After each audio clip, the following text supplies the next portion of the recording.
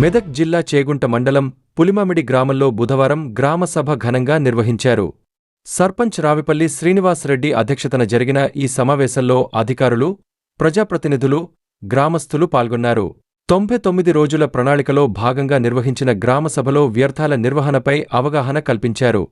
తడి, పొడి చెత్తను వేర్వేరుగా సేకరించి గ్రామ పరిశుభ్రతకు సహకరించాలని పంచాయతీ సెక్రటరీ సబిత సూచించారు. సర్పంచ్ శ్రీనివాసరెడ్డి మాట్లాడుతూ గ్రామ ప్రజల సమస్యలను తెలుసుకుని వెంటనే పరిష్కరించేందుకు చర్యలు తీసుకుంటామని తెలిపారు. గ్రామాభివృద్ధి, స్వచ్ఛమైన గ్రామ నిర్మాణానికి ప్రతి ఒక్కరూ సహకరించాలని పిలుపునిచ్చారు. ఈ సమావేశంలో అధికారులు, గ్రామ సెక్రటరీ సబిత, ఉప సర్పంచ్ మద్దూరి రాజు, వార్డు సభ్యులు మంగళి లక్ష్మణ్తో పాటు గ్రామ ప్రజలు పెద్ద ఎత్తున పాల్గొన్నారు.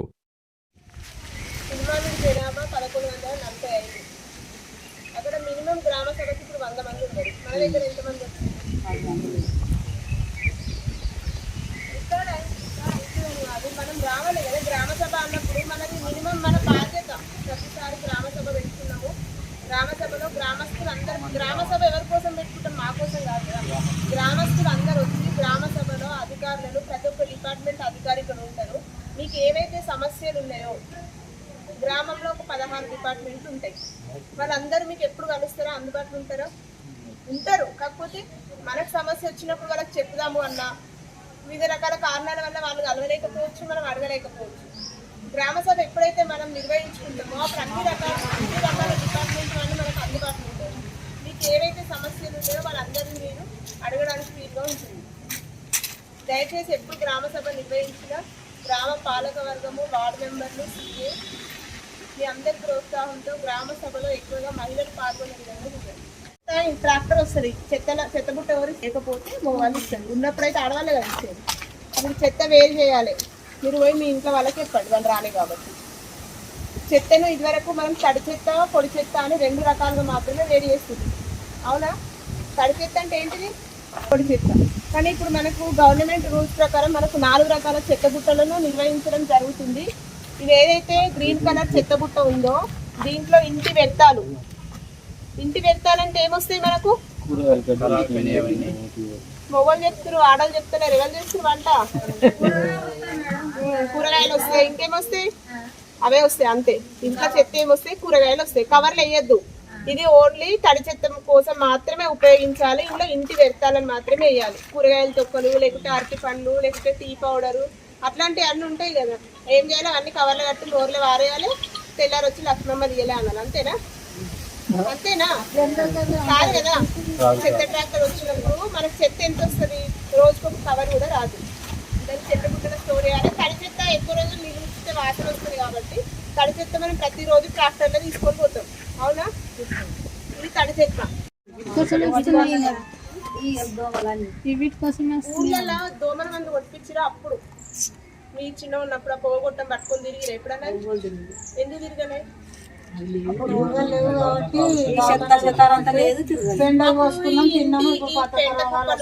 ఏమైతున్నాయో అవి కొంచెం ఇంటికి దూరంగానో ఎక్కడనో వేసుకొని అది కూడా ఎరువు తయారైతుంది. ఆ ఎరువు మళ్ళీ మీరు పొలాలకు యూజ్ చేస్తుంటారు. అవునా కదా? ఎరువు వేస్తలేరు కదా.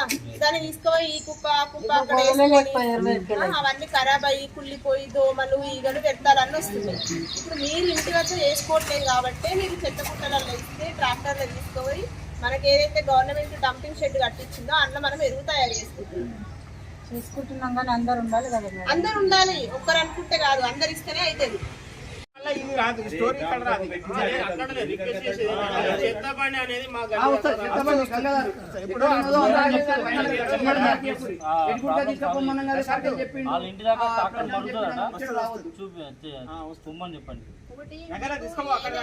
ఘన వ్యర్థ 2026 అనేది ఏప్రిల్ 1 నుంచి మనకు అమల్లోకి వచ్చింది. దీనిలో భాగంగా మనం గ్రామ పంచాయతీలో గ్రామ సభలు నిర్వహించుకొని తడి, పొడి, అదేవిధంగా హానికర చెత్త,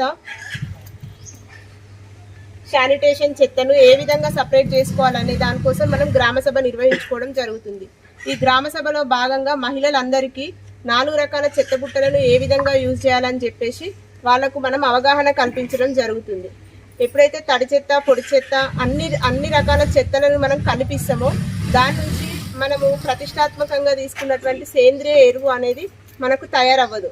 కనుక మహిళలందరూ ఖచ్చితంగా 4 రకాల చెత్త బుట్టలను ఉపయోగించి తడి చెత్తను, చెత్త డబ్బా ఏదైతే ఉంటుందో దాంట్లో ఆహార వ్యర్థాలు, సేంద్రియ వ్యర్థాలు అంటే వంటింటి నుంచి వచ్చే వ్యర్థాలు ఏవైతే ఉంటాయో వాటిని మాత్రమే మనం గ్రీన్ కలర్ చెత్త బుట్టలో వేయవలసి ఉంటుంది. నెక్స్ట్ వచ్చేసి పొడి చెత్త. దీంట్లో ప్లాస్టిక్, కాగితం, లోహాలు. ప్లాస్టిక్ అంటే ఇంట్లో వాటర్ బాటిల్స్ కానీ, ప్లాస్టిక్ పేపర్స్ కానీ, ప్లాస్టిక్కి సంబంధించిన ఏ వస్తువైనా కానీ బ్లూ కలర్ చెత్త బుట్టలో వేయండి. ఓకేనా. నెక్స్ట్ వచ్చేసి శానిటేషన్.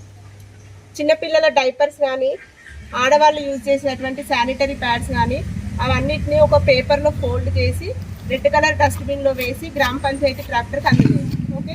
నెక్స్ట్ వచ్చేసి ప్రత్యేక జాగ్రత్త అవసరమైన వస్తువులు ఏంటంటే బ్యాటరీస్ కానీ, బల్బ్స్ కానీ పాడైనే ఉంటాయి, పగిలిపోతాయి. అవి మనము పగిలిపోయింది కదా అని పక్కన పారేస్తే ఏమైతే అవి మనకు పుచ్చుకుంటాయి. అట్లా కాకుండా మీరు ఒక చెత్త బుట్ట యూజ్ చేసిరనుకోండి, ఈ హానికర వ్యర్థాలు ఏవైతే ఉంటాయో అవన్నిటిని బ్లాక్ కలర్ చెత్త బుట్టలో వేయండి. మీరు తప్పనిసరిగా ప్రతిరోజు ట్రాక్టర్కి తడి చెత్తని ఇవ్వవలసి ఉంటుంది. మిగిలిన 3 రకాల చెత్త బుట్టలు అనేటివి వారంలో 3 సార్లు ఇస్తే సరిపోతుంది.